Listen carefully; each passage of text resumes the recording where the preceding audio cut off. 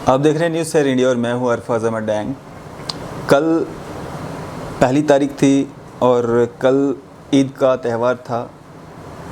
उम्मीद करते हैं कि सब ने ईद का त्यौहार जो है खुशी से मनाया होगा, लेकिन बहुत सारे भाई बहनें हमारी ऐसी हैं जिन्होंने ये ईद जो है वो नहीं बना पाए। कारण था हमारी एडमिनिस्ट्रेशन, हमारी गवर्नमेंट, हमारी सरकार। वो इसलिए, अगर हम बात करें एसपीओज़ की, तो एसपीओज़ को उनकी सैलरी नहीं मिली टाइम पे, वो भी अपने घरों में ईद नहीं मना पाए। अगर बात करें हम डेली वेजर्स की, उनको भी जो है सैलरी टाइम पे नहीं मिली, वो भी अपने घरों में ईद जो है नहीं मना पाए।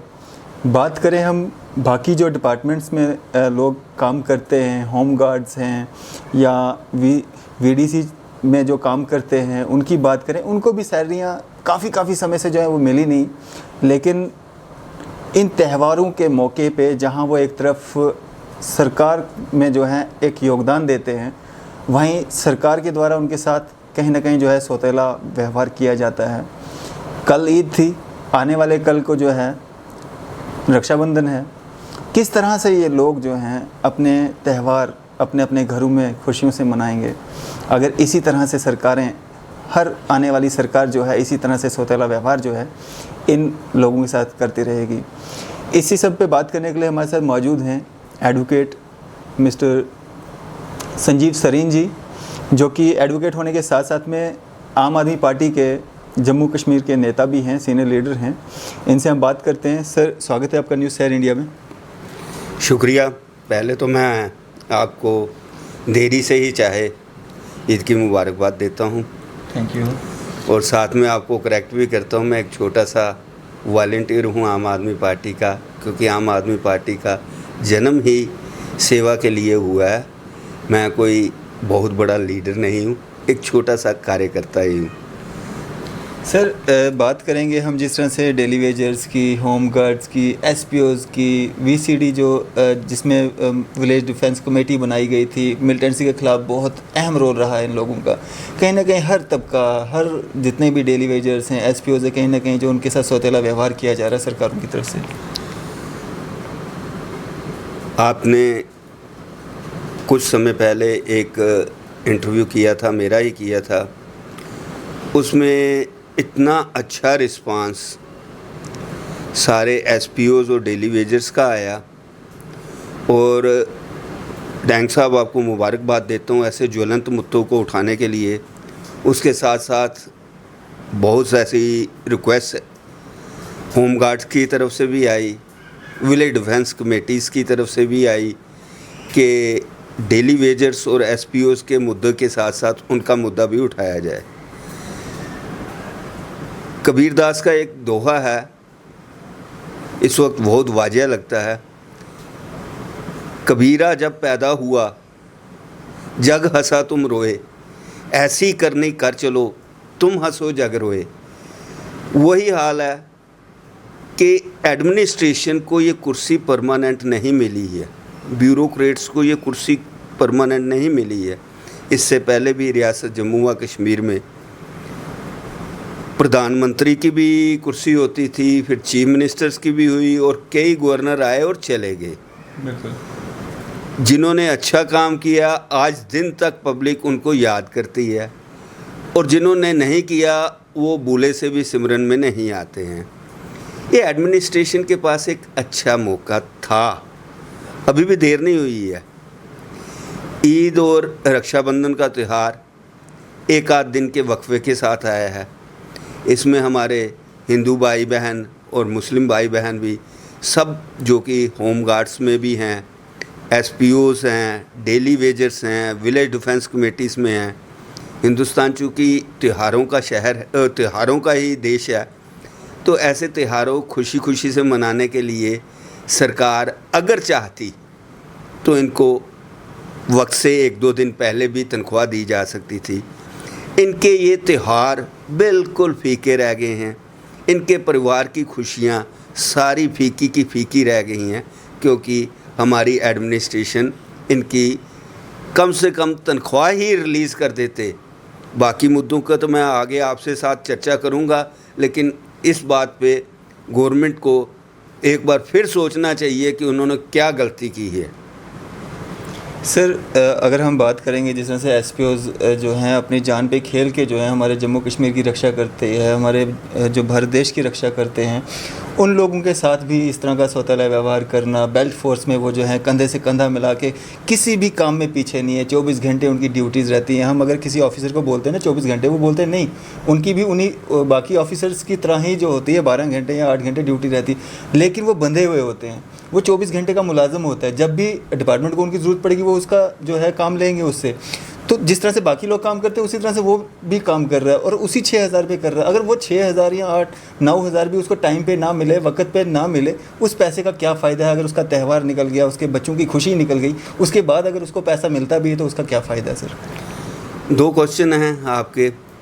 एक तो बेवक्त तनख्वाह मिली भी तो खुशियाँ अधूरी रह गई, और दूसरा जहाँ तक आपने कहा है, जहाँ तक एसपीओज़ का सवाल है, जितना मेरा नॉलेज है उसके मुताबिक काम तो ये बराबर कांस्टेबल्स के करते हैं, और तनख्वाह आधी क्या आधी से भी काफ़ी कम है इनकी।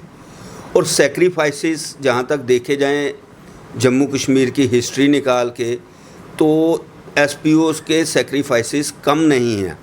उसी तरह डेली वेजर्स से भी जो काम लिया जा रहा है वो परमानेंट एम्प्लॉइज से कम नहीं लिया जा रहा है, रादर परमानेंट एम्प्लॉइज से ज़्यादा काम डेली वेजर्स कर रहे हैं, और बावजूद उनके सरकार उनकी तरफ ध्यान नहीं दे रही है।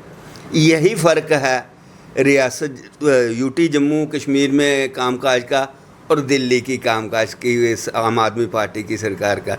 दिल्ली में जब से आम आदमी पार्टी की सरकार बनी है तब से इन डेली वेजर्स के मिनिमम वेजेस डिसाइड की हुई हैं, और दिल्ली एक वाहिद ऐसी यूनियन टेरिटरी थी जिसने पूरे हिंदुस्तान में सबसे पहले मिनिमम वेजेस का किया। अगर आज या कल जब भी जम्मू कश्मीर में आम आदमी पार्टी की सरकार आएगी, मैं आप सभी को वादा करता हूं कि सबसे पहले प्रायोरिटी पे ये मुद्दे, मैं एक दिन में नहीं कहूँगा, कुछ एक कॉम्प्लिकेशंस दूर करने होते हैं, लेकिन पहले 100 दिनों के अंदर अंदर इन सभी के सारे के सारे इनके फैसले इनके हक में होंगे, और एक भी इनडिसिप्लिन ना हो, एक भी daily Vaser SPO, home guard या विलेज डिफेंस कमेटी के मेंबर के साथ नाइंसाफ़ी नहीं होगी। यही फ़र्क है एक ईमानदार सरकार में और एक भ्रष्ट सरकार में। भ्रष्ट इस सेंस में कि अगर आप इतनी ज़्यादा सैलरीज़ ले रहे हैं, भ्रष्टाचार सिर्फ पैसे की करप्शन नहीं है, आप इतनी ज़्यादा सैलरीज़ ले रहे हैं फिर भी आप पब्लिक के काम प्रॉपर नहीं कर सके हैं, फिर भी आप एम्प्लॉइज़ के काम सही तरीके से नहीं कर सके हैं, आप उनकी मुश्किलात को दूर नहीं कर सके हैं। और चूँकि जम्मू व कश्मीर डिस्टर्ब्ड रहा है, और डिस्टर्बेंस के दौरान आम यहाँ पे एसपीओज़ ने, डेली वेजर्स ने, विलेज डिफेंस कमेटीज़ ने और साथ में होम गार्ड्स ने भी, सभी ने अपना पूरा ड्यूटीज़ को ईमानदारी से निभाया है। अब सरकार की तरफ से भी एक फ़र्ज़ बनता था कि इन सभी के साथ भी इंसाफ किया जाए। और आपको एक बात और मैं बता दूं, अब ये सारे लोग इकट्ठा होना शुरू हो गए हैं। सरकार की पॉलिसीज़ थी कि एसपीओज़ को स्कैटर्ड कर दो, डेली वेजर्स को दूसरी तरफ ले जाओ, होम गार्ड्स को तीसरी तरफ ले जाओ, विलेज डिफेंस कमेटीज़ को अलग ले जाओ। जब ये अपना अपना अकेले राग अपनाएंगे तो गवर्नमेंट के लिए इनको क्रश करना आसान होगा। लेकिन गवर्नमेंट को अब समझ आनी शुरू हो गई है। अभी तो कुछ संस्थाएं इकट्ठी हुई हैं, आने वाले वक्त में डैंग साहब आप खुद भी देखना, ऐसा वक्त आ जाएगा जब जिन के साथ नाइंसाफ़ी हुई हैं, अभी बाकियों के मुद्दे तो अभी आपने इकट्ठे शुरू नहीं किए हैं, जब ये सारे एकदम इकट्ठे हो गए और अगर किसी वक्त इनमें से किसी ने ऐसा कदम उठाना चाहा कि एकदम से रेजिग्नेशन दे दें, उसी दिन ये सरकार का भट्ठा बैठ जाएगा, क्योंकि काम सरकार इन्हीं लोगों से करवा रही है। बिल्कुल। लेकिन इनके साथ बहुत ज़्यादा नाइंसाफ़ी कर रही है। पॉलिटिकल बंदे अपना फ़ायदा देखने के लिए, ब्यूरोक्रेट्स के साथ अपने रिलेशंस देखने के लिए ऐसे मुद्दे उठाना पसंद नहीं करते। लेकिन आम आदमी पार्टी का जन्म ही करप्शन को ख़त्म करने के लिए हुआ है, इसलिए आम आदमी पार्टी शुरू से ही इनके मुद्दे उठाते आ रही है, आगे भी मुद्दे उठाते रहेगी। और ये मेरा आपके सामने कैमरे पे वायदा है कि आम आदमी पार्टी इन सभी के साथ इंसाफ करेगी। और जब तक इनके साथ इंसाफ नहीं होता है, आम आदमी पार्टी पूरी तरह से इनके साथ हर तरह के धरने जुलूस और सरकार को पर्दाफाश करने में आगे रहेंगी। संजय सर, अब बात आम आदमी पार्टी की हुई है, आप आम आदमी पार्टी के नेता हैं, तो एक मैनिफेस्टो रहता है। मैनिफेस्टो में जो पॉइंट्स दिए गए होते हैं जिस पे हम इलेक्शंस में उतरते हैं, तो आपके मैनिफेस्टो में क्या क्या एजेंडाज रहेंगे? आम आदमी पार्टी का जन्म सिर्फ एक ही कारण हुआ था। आम आदमी पार्टी का मानना है corruption is the ill of all the evils, कि करप्शन जो है, रिश्वतखोरी है, सारी बीमारियों की जड़ है। अब आप किसी भी मसले को उठा लीजिए, अगर करप्शन ना होगी वो मसला वैसे ही सॉल्व हो जाएगा। उसी तरह से दिल्ली में अरविंद केजरीवाल की सरकार ने मीडिया से भी रिक्वेस्ट की, आम लोगों से भी रिक्वेस्ट की कि अगर हम काम करते हैं, हमारे से कुछ गलतियां होती हैं, अगर मीडिया गलतियां उजागर करे या आम पब्लिक गलतियां उजागर करे, तो कोशिश ये करनी चाहिए उन गलतियों को सुधारा जाए, ना कि उनके खिलाफ ऐसा बोला जाए जिससे पब्लिक का भी नुकसान हो, अपनी इमेज भी ख़राब हो और मीडिया का एक्सप्रेशन भी गलत हो। आम आदमी पार्टी तो हमेशा ही चाहेगी कि करप्शन फ्री इंडिया हो, और करप्शन फ्री जब हो गया तो आप समझ लो, कोई भी आप किसी भी एक प्रॉब्लम को ले लीजिए, पूरे हिंदुस्तान छोड़ के पूरे दुनिया में only corruption is the illegal.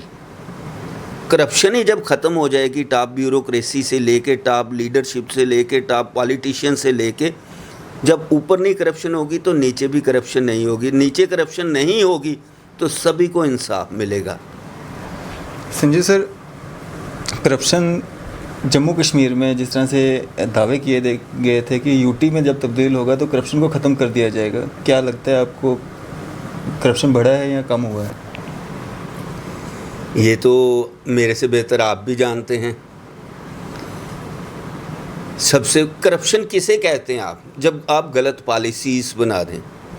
अब मैं थोड़ा सा टॉपिक से अलग जाते हुए आपसे ये बात कहता हूँ कि जब जम्मू व कश्मीर में 1,30,00,000 के करीब ऊपर नीचे हो सकते हैं जो यहाँ के रियासत बशिंदा थे, जिनके पास स्टेट सब्जेक्ट सर्टिफिकेट, जिसको परमानेंट रेजिडेंस सर्टिफिकेट कहा जाता था, उनको डोमिसाइल बनाने की क्या ज़रूरत थी?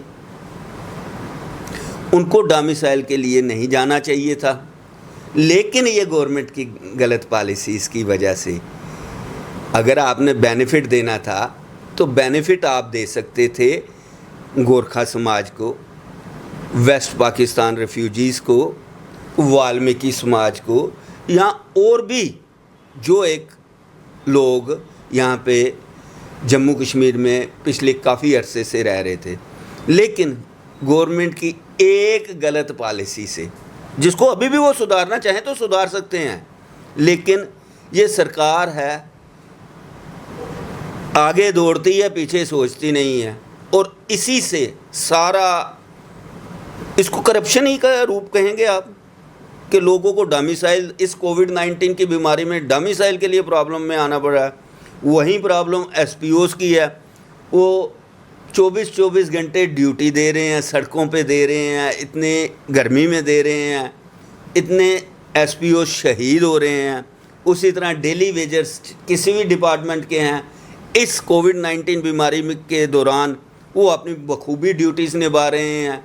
और जो परमानेंट एम्प्लॉइज़ हैं, मैं उनके ख़िलाफ़ नहीं हूँ, लेकिन वो भी जानते हैं कि ये डेली वेजर्स और एसपीओज़ वगैरह जो हैं या होम गार्ड्स वगैरह हैं, उनसे कम ड्यूटी नहीं दे रहे हैं, उनसे ज़्यादा ड्यूटी दे रहे हैं। इसमें गवर्नमेंट का फ़र्ज़ बनता है। मैं 2 हाथ जोड़ के लेफ्टिनेंट गवर्नर साहब से रिक्वेस्ट करता हूं कि आप इनकी प्रॉब्लम्स शीघ्र दूर करें, और कहीं पे आपको सहयोग भी चाहिए तो आप एक अनाउंसमेंट कर सकते हैं कि आपको इतना वक्त चाहिए, उतने वक्त के बाद आप डिसाइड करेंगे। एकदम से नहीं कर सकते हैं तो उसको आहिस्ता आहिस्ता कर लीजिए। जो पुराने 20-25 साल से एम्प्लॉइज़ लगे हैं, जो ऑन द वर्ज ऑफ आप रिटायरमेंट पहुंचने वाले हैं, आप पहले उनको रेगुलराइज कर दीजिए। थोड़ा थोड़ा भी करना शुरू हो जाएंगे तो बाकियों का हौसला बुलंद हो जाता है। उससे रियासत में, जो कि अब यूनियन टेरिटरी बनी है, खुशहाली आएगी, तरक्की आएगी। फ्रेंड साहब, जब बात भ्रष्टाचार की चल रही है तो जिस तरह से हमने बात की एसपीओज़ की, ऑल डेली वेजर्स की, जितने भी डिपार्टमेंट्स में लोग काम कर रहे हैं उनकी, विलेज डिफेंस कमेटी वाले लोगों की, होम गार्ड्स की, जिस तरह से एडमिनिस्ट्रेशन, गवर्नमेंट, सरकार जो भी है, ये जिस तरह से इनकी वेजेस टाइम टू टाइम नहीं देती है, ये भी एक भ्रष्टाचार ही है। अगर त्यौहार बनाना, मतलब कल ईद थी, आने वाले कल में जो है रक्षाबंधन है, अगर उन लोगों के त्यौहार सही ढंग से नहीं बन पाएंगे, अगर एक भाई ने राखी बंधवानी है, बहन से राखी बंधवानी है, तो वो बहन को अगर वो 100 रुपया नहीं दे पाएगा तो क्या फ़ायदा ऐसे सरकार का, ऐसी संस्था, मतलब जिस तरह से ये काम कर रहे हैं, क्या फ़ायदा इसका? बहुत अच्छा क्वेश्चन किया आपने डैंग साहब। इनडायरेक्टली इसको भी करप्शन या भ्रष्टाचार ही कहा जाएगा। भ्रष्टाचार सिर्फ वो नहीं होता है कि आपने पैसे लिए और किसी का काम कर दिया। जब एक आप अच्छी कुर्सी पे बैठे हुए हैं और आप इतनी अच्छी सैलरीज़ ले रहे हैं, उसके बावजूद भी आप गवर्नमेंट के नुमाइंदे होने के बावजूद भी अपना काम, ड्यूटी नहीं सही से निभा रहे हैं, ये भ्रष्टाचार का दूसरा पहलू है। आप अपने आप को किस तरह से भ्रष्टाचार में देखते हैं, ये आपकी देखने की नज़र चाहिए, लेकिन पब्लिक की नज़र में तो ये भी भ्रष्टाचार ही है। सिंह साहब, क्या मांग करेंगे आप, जिस तरह से अब ये जो सौतेला व्यवहार इन मुलाजमिन के साथ किया जा रहा है, एसपीओज़ के साथ, होम गार्ड्स के साथ, डेली वेजर्स के साथ, क्या मांग करेंगे आप एडमिनिस्ट्रेशन से? एडमिनिस्ट्रेशन से तो मैं एक बार फिर हाथ जोड़ के यही कहूँगा कि इनकी प्रॉब्लम जल्दी से जल्दी सुने। इनकी सारी रिप्रेजेंटेशंस आपके पास पड़ी हुई हैं। इनका मुद्दा आज का नहीं है, काफ़ी देर से है। आहिस्ता आहिस्ता ही सही इनका मुद्दा सॉल्व किया जाए। और इसके साथ साथ मैं इन सभी से भी एक रिक्वेस्ट करूँगा, एसपीओज़ हैं, डेली वेजर्स हैं, विलेज डिफेंस कमेटीज़ के हैं, होम गार्ड्स के भी हैं, कि वक्त आपका भी आएगा। इस वक्त आपकी प्रॉब्लम ये है कि आप गवर्नमेंट के सामने खुल के बोल भी नहीं सकते। आपको डर है कि आपकी नौकरी ना चली जाए, ये जो टेम्परेरी है इसमें से भी नहीं निकले। लेकिन वक्त आपका भी आएगा। आप भी आगे से और अपने परिवारों को साथ लेके, अपने रिश्तेदारों को साथ लेके एक ईमानदार सरकार को चुनो। आपने बाकी सरकारों को देख लिया, एक बार ईमानदार सरकार को भी चुन के देख लो। आपको मैं दावे के साथ कहता हूँ, आपका हर मसला सॉल्व हो जाएगा। और वक्त ज़रूर लगता है, जेन्युइन सारे मसले आपके सॉल्व हो जाएंगे। ये आप पे भी डिपेंड है कि उस वक्त आप इनके बहकावे में मत आइए, झूठे दिलासे में मत आइए। उस वक्त आप भी अपने मताधिकार का, जो कि आपके पास भी है हक, उसको अच्छे तरीके से सोच समझ के ईमानदार और पढ़े लिखों को आगे लाने का काम करिए। शुक्रिया सर हमारे से बातचीत करने के लिए और अपना कीमती समय देने के लिए। अब जिस तरह से बात चल रही थी एसपीओज़ की, अगर एसपीओज़ से जो है रात दिन काम लिया जाता है और उनके वेजेस जो हैं वो टाइम टू टाइम नहीं दिए जाते, त्यौहार उनके घरों में किस तरह मनाए गए होंगे वो आप खुद अंदाज़ा लगा सकते हैं। डेली वेजर्स की बात करेंगे हम, अगर पीएचई डेली वेजर्स की बात करें, उनमें 4-4, 5-5 साल के जो उनके वेजेस हैं वो अभी तक पीएचई डिपार्टमेंट के पास पड़े हुए हैं। और इन त्योहारों के मौके पे भी उनको जो है वो वेजेस कम से कम 1-1, 2-2 महीने के वेजेस ही उनको दे दिए जाते हैं, ताकि वो अपने घरों में जो है ईद, होली, दिवाली जो भी त्यौहार आते हैं वो अच्छे से मना पाते हैं। पीडीडी में 462 लड़का ऐसा है जिनकी एनवाईसी नहीं हुई है। एनआईसी ना होने के कारण जो है उनको काफ़ी समय से जो है तनख्वाहें नहीं मिल पा रही हैं और काम उनसे रेगुलर लिया जा रहा है। पीएचई डिपार्टमेंट में बात करेंगे हम, जिस तरह से लैंड डोनर्स हैं उनसे ज़मीनें ली गई हैं, मालकी ज़मीनें ली गई हैं, 2-2 कनाल, 1.5 कनाल, और उनको भी जो है तनख्वाहें नहीं मिल रही हैं। उनको जो है 12 वाउचर, 6 वाउचर का इशू एक क्रिएट किया गया। अगर आप लोगों ने, गवर्नमेंट अगर आम जनता के साथ ऐसा करेगी तो बाकी लोगों से क्या उम्मीद कर सकता है आदमी। उनसे ज़मीनें ली, जो जो उनके हिस्से में आई उन्होंने ये सोच के ज़मीनें दी कि चलो हमारी जॉब लग जाएगी, हमारी जो तनख्वाहें आएंगी, हम अपने बच्चों को अच्छे से पढ़ा पाएंगे, अपने माँ बाप का बोझ उठा पाएंगे। लेकिन बोझ क्या उठाना था, वो खुद अपने माँ बाप पे और अपने उन बीवी बच्चों पे बोझ बन चुके हैं, क्योंकि उनको तनख्वाह नहीं मिलती है, वो कहाँ से लाएंगे। और काम भी जो है उनसे रेगुलर लिया जा रहा है। वैसे ही पीडीडी डिपार्टमेंट में भी उनसे काम लिया जा रहा है, तनख्वाहें नहीं दी जा रही हैं। वैसे ही और भी बहुत सारे डिपार्टमेंट हैं जिनमें 2-2 हज़ार 3-3 हज़ार पे जो है उनको रखा गया है, और उनकी एक फ्यूचर के साथ कहीं ना कहीं जो है खिलवाड़ हो रहा है। यही एक कारण है जिस कारण से मैं ये कहता हूँ कि एडमिनिस्ट्रेशन, गवर्नमेंट, सरकार जो है कहीं ना कहीं इस यूथ के साथ, इस जो लोगों का जो इमोशंस हैं उनके साथ खिलवाड़ करती है, और कहीं ना कहीं ये भी एक भ्रष्टाचार का दूसरा रूप है। फ़िलहाल हमें दीजिए इजाज़त। मैं Arfaz Ahmed Dang, news sir India के लिए अदरीस मोहम्मद के साथ।